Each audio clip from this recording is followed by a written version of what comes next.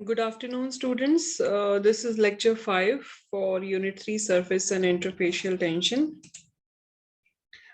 So in this topic, in this lecture, we will cover surface active agents, HLB and solubilization. Surface active agents are also known as surfactant molecules. And these are the molecules or ions that are adsorbed at interface and they are called surface active agents. और इनको हम एम्फीफाइल भी बोलते हैं. ठीक है, एम्फीफाइल क्यों बोलते हैं? Because they have certain affinity for both polar and non polar solvents, और इसीलिए ये जाके एड्सॉर्ब हो जाते हैं एक इंटरफेस पे या सरफेस पे between two phases. And depending on the number and nature of polar and non-polar groups present in the molecule of surfactant, three categories हैं. Hydrophilic means water loving, lipophilic यानी oil loving, lipophilic को हम hydrophobic भी कह सकते हैं, और तीसरा है balanced between these two extreme, और इनको हम कहते हैं basically amphiphiles.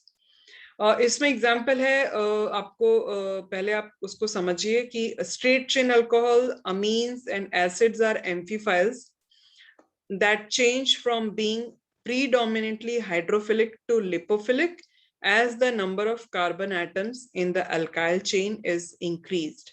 इसका मतलब हुआ कि जैसे जैसे number of carbon aliphatic alcohol amines में बढ़ते जाएंगे, नंबर ऑफ कार्बन एटम यानी कि जो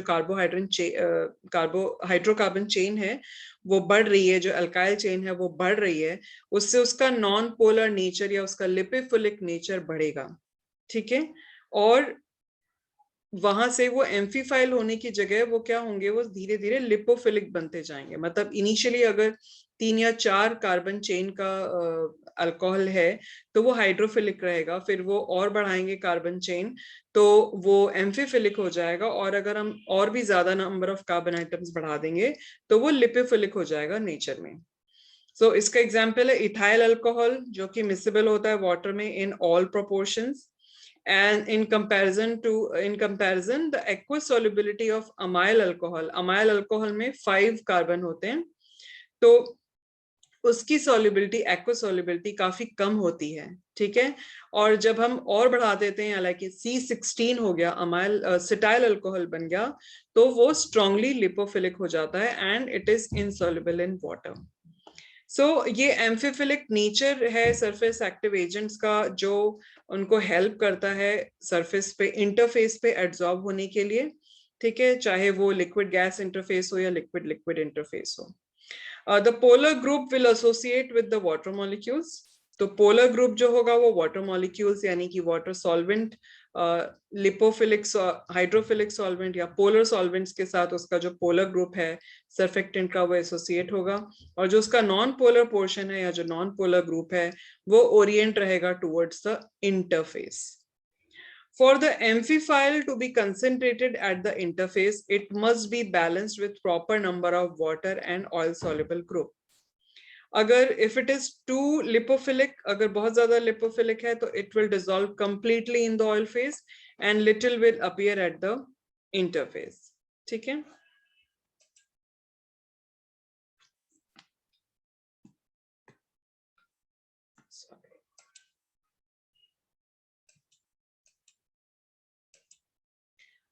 सरफेस एक्टिव एजेंट्स मैंने भी आपको पहले भी बताया, they will get absorbed at the interface and then they will exhibit self association in the bulk of solution at a specific concentration.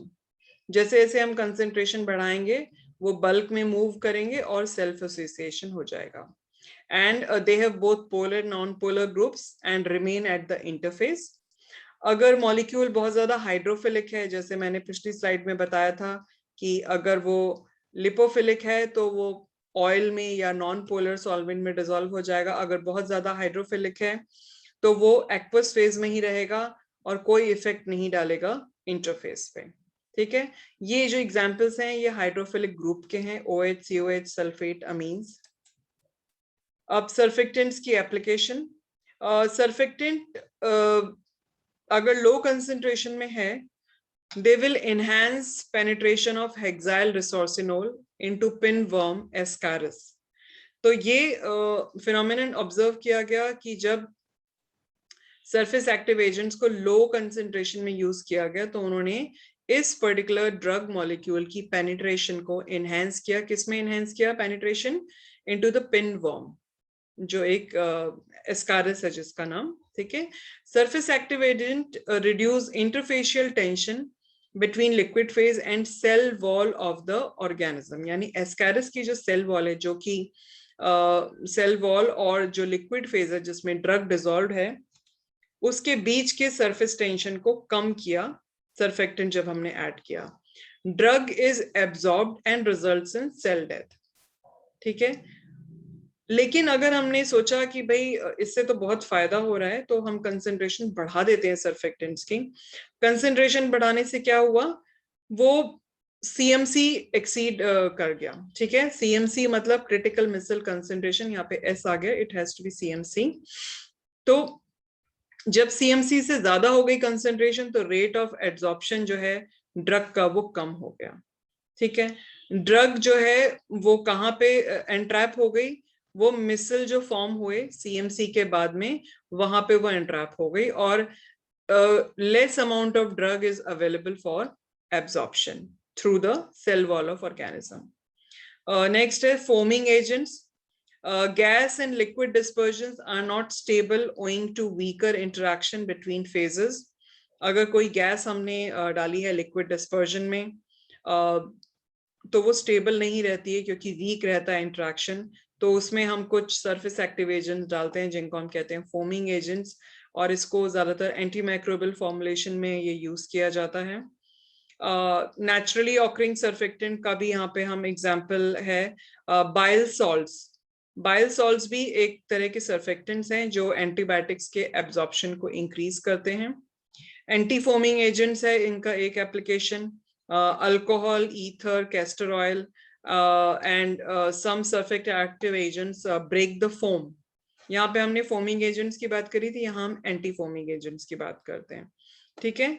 तो किसी भी फॉर्मुलेशन में अगर कोई लिक्विड फॉर्मुलेशन हम बना रहे हैं और उसमें अगर फोम डेवलप हो रहा है, ठीक है, तो वो हमें नहीं चाहिए, ठीक है। तो उसके लिए हम यहाँ पे कुछ सरफेस एक्टिव एजेंट्स डालते हैं, anti foaming agents. In manufacturing, it is necessary to remove the foam, and contact of water is avoided for surface active agent. Now we talk about HLB. HLB is hydrophilic lipophilic balance of surface active agent. It's a measure of hydrophilic lipophilic balance of surface active agents, and it's an arbitrary scale given by the scientist Griffin. Surface active agents की different applications होती हैं, तो इसलिए ये जरूरी है कि हम right type of surfactant use करें, और जिस पर्पस के लिए चाहिए वहां पे वही पर्पस का हम सर्फेक्टेंट यूज करें।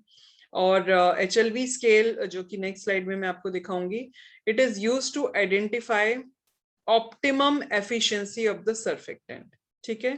तो वहां से हम आइडेंटिफाई कर सकते हैं, HLB स्केल पे जो वैल्यूज है वहां से हम आइडेंटिफाई कर सकते हैं कि ऑप्टिमम एफिशिएंसी कौन सा सर्फेक्टेंट शो करेगा हमारी फॉर्मुलेशन के लिए। इसमें दो मेजरली सर्फेक्टेंट्स यूज करते हैं, स्पैन्स, जो कि होते हैं सॉर्बिटान ईस्टर्स। ये लिपोफिलिक होते हैं नेचर में, इनकी लो HLB वैल्यूज होती हैं 1.8 से लेके 8.6 तक। इसकी वेरियस रेंज मिलती है, स्पैन्स 20, स्पैन्स 40, इसीलिए इतना ज्यादा रेंज है इसका। और दूसरा होता है ट्वीन्स, पॉलीऑक्सीइथाइलिन डेरिवेटिव्स ऑफ स्पैन्स। ये हाइड्रोफिलिक होते हैं नेचर में, इनकी HLB वैल्यू होती है 9.6 to 16.7।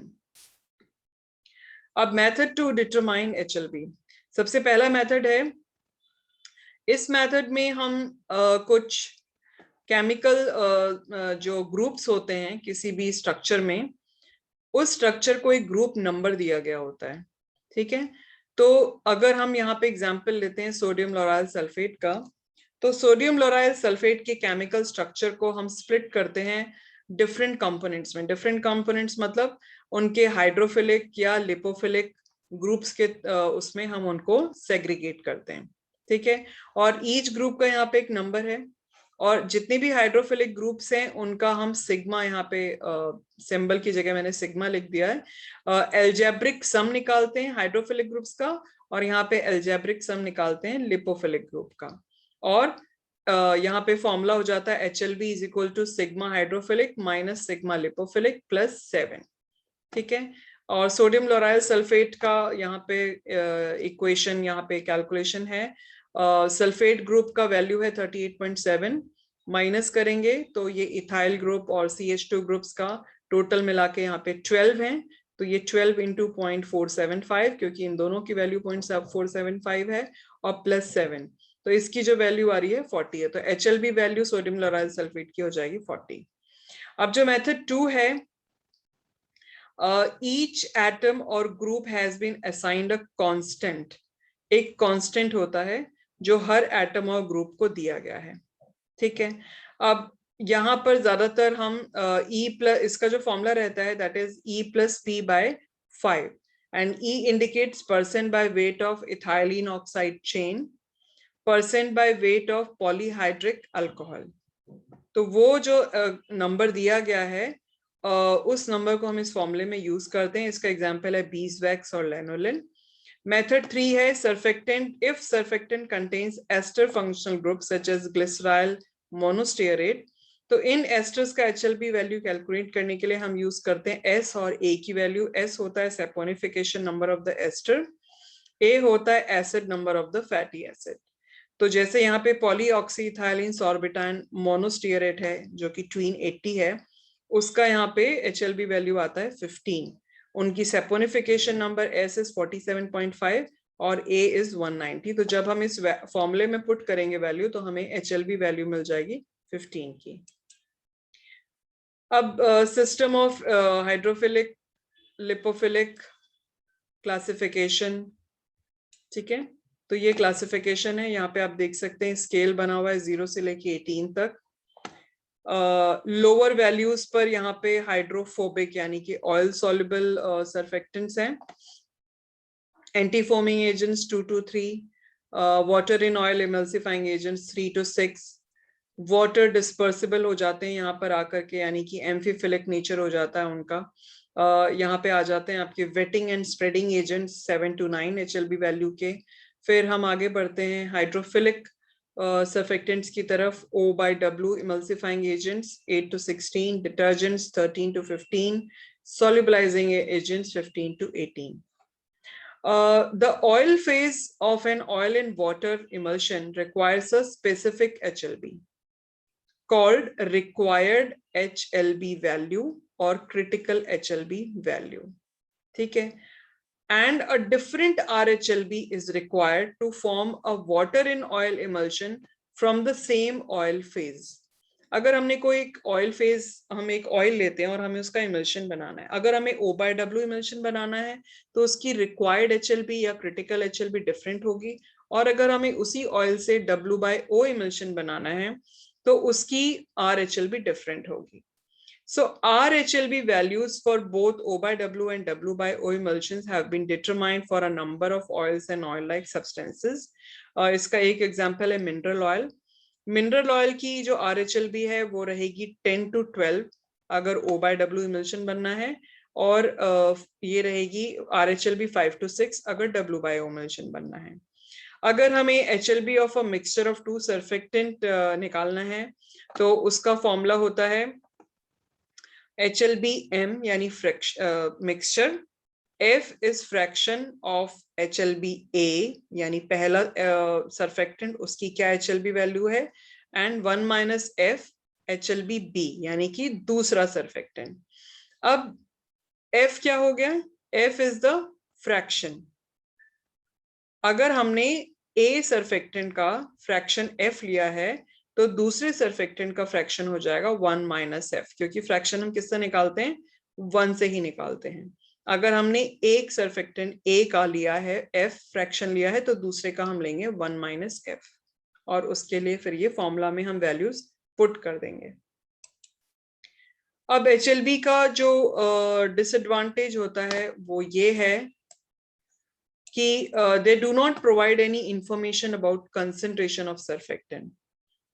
ठीक है, आप कंसंट्रेशन नहीं बताएंगे तो क्या होगा, अगर हम ज्यादा कंसंट्रेशन ले लेंगे तो सीएमसी से एक्सीड हो जाएगा, ठीक है, और मिसल्स फॉर्म हो जाएंगे। जो भी ड्रग है वो वहां पे, जो मैंने आपको पहले एग्जांपल बताया था, वो ड्रग जो है मिसल्स के अंदर इंट्रैप हो जाएगी। Solubility depends on nature of solvent, temperature, presence and absence of additives. यानी जो भी सर्फेक्टेंट्स हम यूज कर रहे हैं उसकी सॉल्युबिलिटी किस पे डिपेंड करती है कि सॉल्वेंट क्या लिया है, टेम्परेचर क्या है, और उसमें कोई एडिटिव्स हैं, ठीक है। तो ये सब चीजों को HLB के स्केल में कंसिडर नहीं किया गया है। अब हम बात करते हैं सॉल्युबलाइजेशन की। When surfactants are added to water, they self-assemble into little sphere called micelles with the hydrophilic head facing out and hydrophobic tail pointing in. ठीक है, तो हाइड्रोफोबिक हेड जो रहेगा वो बाहर की तरफ रहता है और हाइड्रोफोबिक टेल रहता है वो अंदर की तरफ रहता है। ये कब रहता है, जब हमने वाटर को यूज किया है, when surfactants are added to water. 3 तरह के शेप होते हैं, स्फेरिकल मिसल्स होता है, रॉड शेप मिसल होता है, यहाँ पे आप देख सकते हैं, और ये लेमेलर मिसल होता है, ठीक है, यानी लेयर्स में रहता है।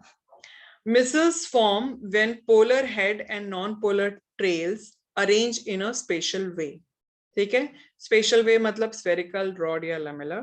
दे are usually driven to arrange either with the polar heads out oil in water और with polar heads in water and oil, ठीक है, डिपेंडिंग अपॉन कि कौन सा फेज है, कौन सा पोलर फेज है कि नॉन पोलर फेज है, उनका अरेंजमेंट अकॉर्डिंगली चेंज होता है। Micelles only form when the concentration of surfactant is greater than the critical micelle concentration. Micelles तभी बनेंगे जब सर्फेक्टेंट का कंसंट्रेशन सीएमसी से एक्सीड कर जाएगा। Surfactant is any surface active material that can part the surface upon entering. Part मतलब वो वहां पे partition हो जाएगा, यानी कि it will stay at the interface. The CMC is the concentration above surfactant when micelles will form spontaneously. तो CMC वो concentration है जिसके ऊपर micelles जो है एकदम spontaneously form हो जाएंगे, एकदम तुरंत, जैसे ही वो concentration exceed होगी तुरंत जो है micelles आ जाएंगे उस phase के अंदर।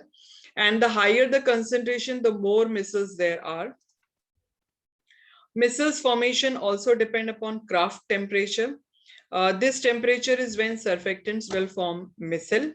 If the temperature is below the Kraft temperature, then there is no spontaneous formation of micelles. Now addition of surfactants क्या help करता है surfactant? यहाँ पे अभी हम solubilization का topic continue कर रहे हैं क्योंकि surfactants are very useful as absorption enhancers and enhance both dissolution rate as well as permeability of the drug. Ability of the surfactant solution to dissolve or solubilize water insoluble material starts at CMC and increases with concentration of micelles. Lipophilic surfactants with HLB value higher than 15 are best solubilizing agent. ठीक है, अब यहाँ पे 2 चीजें हैं, concentration of surfactant must be controlled. अगर कम रहेगा concentration तो improper solubilization होगा, ज्यादा high रहेगा तो effect on bioavailability हो जाएगा। जैसे कि मैंने आपको पहले बताया कि solubilize तो हो जानी चाहिए ड्रग, जैसे हमने पहले एग्जाम्पल में देखा था कि वो जो ड्रग था वो एंट्रैप हो गया और फिर वो अवेलेबल नहीं था एब्जॉर्प्शन के लिए, like penetration through that pinworm Ascaris, ठीक है। तो अगर ज्यादा भी कंसंट्रेशन हो जाएगा तो बायोअवेलेबिलिटी पे इफेक्ट भी पड़ेगा, इसलिए concentration of surfactant has to be controlled. तो ये वीडियो मैं यहाँ पे फिनिश कर रही हूँ।